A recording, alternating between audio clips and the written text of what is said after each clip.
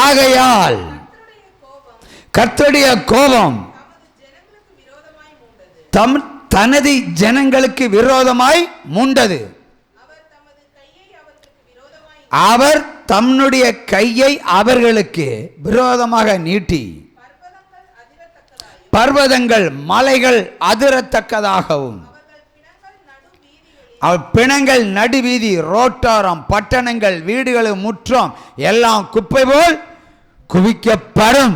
பார்க்க போகிறீர்கள். உற்சவமா கையை தட்டலாம். அல்லேலூயா, அல்லேலூயா. ஆகவே தேவனுடைய கோபம் விபச்சார சந்ததி மேல இறங்கி வருவது உண்மை. அல்லேலூயா. ஆகவே அழிவு என்பதும் உள்ள உண்மை. ஏன்னா உங்கள் வீட்டு பிள்ளையை நீங்கள் பரிசோதிச்சு பாருங்களேன். பெத்த பிள்ளைகளை பரிசோதிச்சு பாருங்கள்.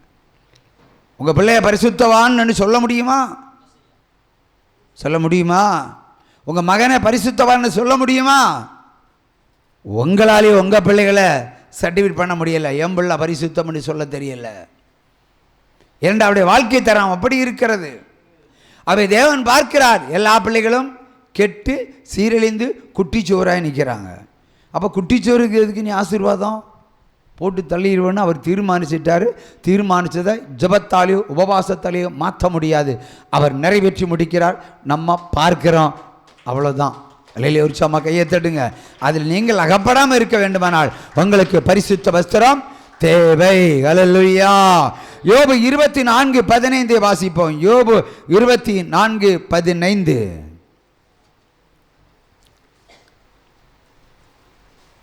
அல்லேலூயா.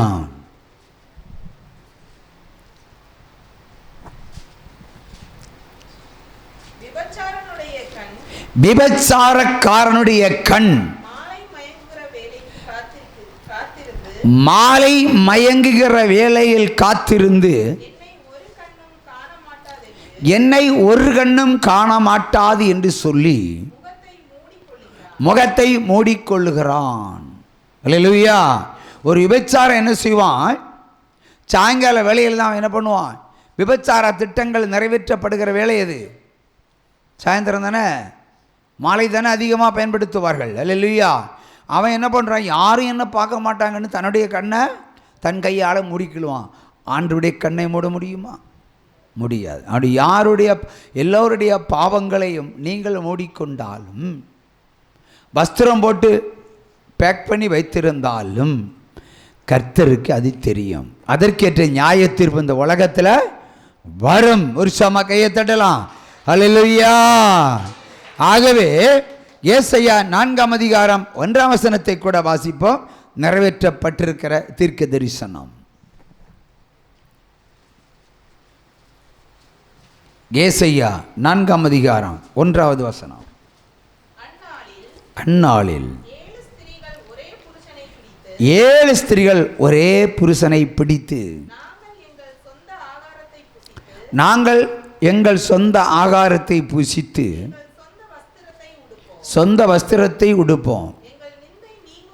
எங்கள் நிந்தை நீங்கும்படிக்கு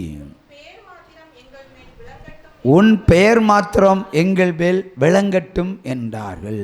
அல்லேலூயா. திரும்ப சத்தமாபடி.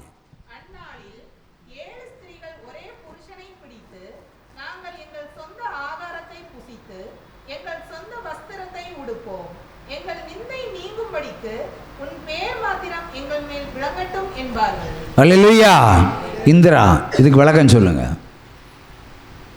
அந்நாளில் ஒரு 7 ஸ்திரீகள் ஒருவனை பிடித்து எனக்கு புருஷனாக இருங்கன்னு சொல்லுவார்கள்.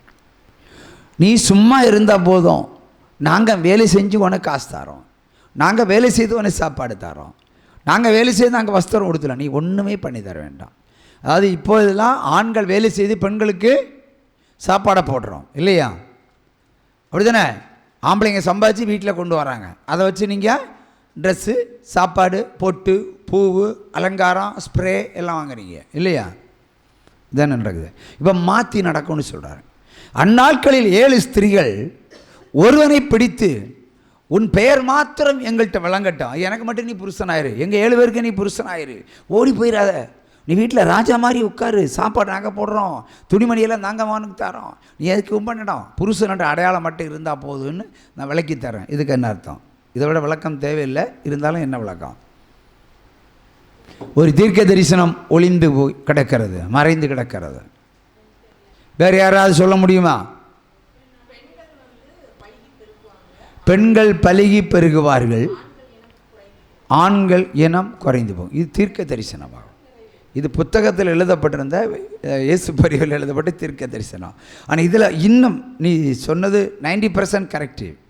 ஆனாலும் தேவன் வெளிப்படுத்துகிற ஒரு தீர்க்க தரிசனம் இதில் இருக்கிறது, மறைந்து இருக்கிறது. அது இப்போதான் எனக்கு வெளிப்படுத்துகிறா, அது சொல்லுகிறேன். இப்போ எழுதப்பட்ட தீர்க்க தரிசனத்தின்படி இன்றைக்கு அப்படி தானே? இன்றைக்கு நம்ம அநேகரை பார்க்குறோம்.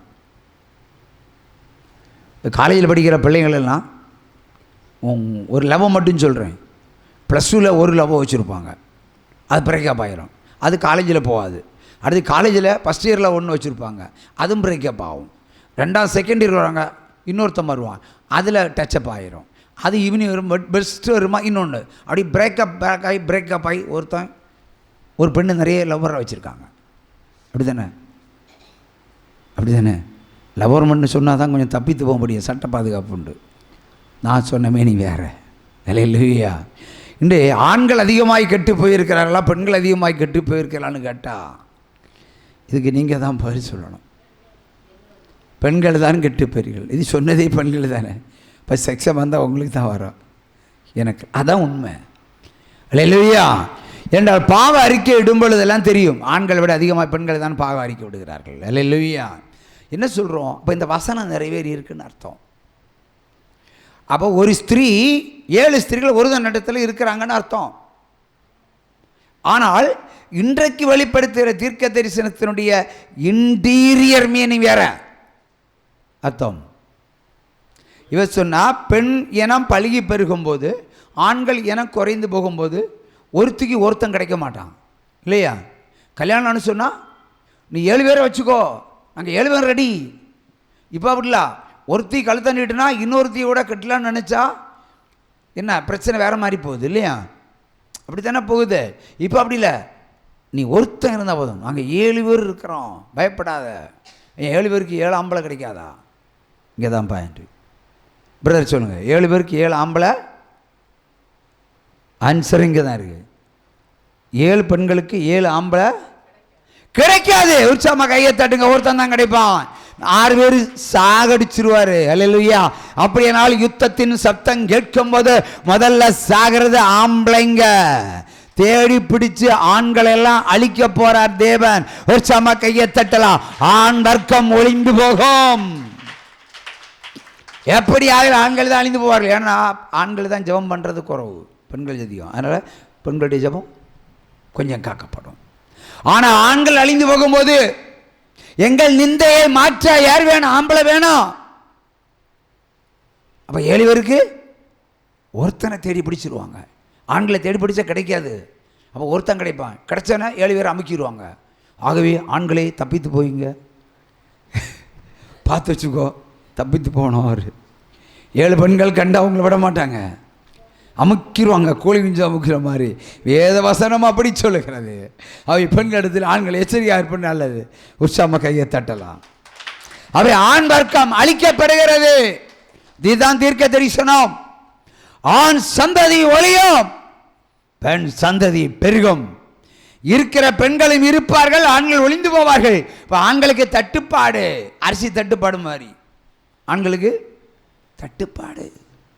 இப்போ அப்படி தானே நிறைய பெண்கள் 34 44 வயசில் இருக்காங்களே, கல்யாணம் ஆகாமல் இருக்காங்களா இல்லையா? ஆண்கள்னா பெண்களை வேட்டையாடி தீருவார்கள் இல்லையா? விபச்சாரண்ட வேட்டையாடுவார்கள். ஆனால் பெண்கள் வீட்டில் இருக்கிறவங்க எங்கே வேட்டையாட முடியும்? அப்பா ஒரு வெட்டு கத்தி வச்சுருப்பான், அம்மா ஒரு உலக்க வச்சுருப்பா. தப்பி போக முடியுமா விபச்சாரம் பண்ணுறதுக்கு? ஏய் பொத்திக்கிட்டி உட்காரு. அப்படி தானே? ட்ரெஸ்ஸு ஒழுங்காக இல்லாமல் கட்டினா கூட அடக்கி ஒட்டுக்கி வீட்டில் வச்சுருக்குறோம். ஆனால் கல்யாணம் பண்ணி கொடுக்க முடியாது, அதனால் ஆம்பளை கிடைக்கல. இப்போ அந்த இஷ்யூ இருக்கா இல்லையா? இந்த இஷ்யூ பெருசாகுனா, ஆண்களே இல்லைன்னா கீர்த்தனா சீக்கிரமாக கல்யாணம் பண்ணிக்கா. உற்சவமாக கையை தட்டி அல்லையா, கல்யாண ஆசீர்வாதம் உனக்கு அறிவு அல்லேலூயா. ஆகவே ஜாக்கிரதையாக இருக்க வேண்டிய காலம். உலகம் அழிய போகிறது. அதுக்கு வேணா கிளைகள் எல்லாம் வெட்டிட்டு வர்றாரு, கிளைகள் எல்லாம் நறுக்கிட்டு வர்றாரு. ஒரு மரம் வெட்டி சாய்க்கணும்னா கிளைகளை தகர்க்கணும். அப்படி பாவ கிளைகளை கர்த்தர் அழித்து வருகிறார். கடைசியில் தடி மட்டும் நிற்கும், ஒரே மிதி, அவ்வளோதான். 2043 டச் ஆயிரும். ஒரு சம கையை தட்டி சிங்கக்கேவியோ சூளை நெருப்ப அவர் என்னை காத்திடுவார். சிங்கக்கேவியோ சூளை நெருப்ப அவரே என்னை காண்பவர், அவரே என்னை காப்பவர். சிங்கக்கேவியோ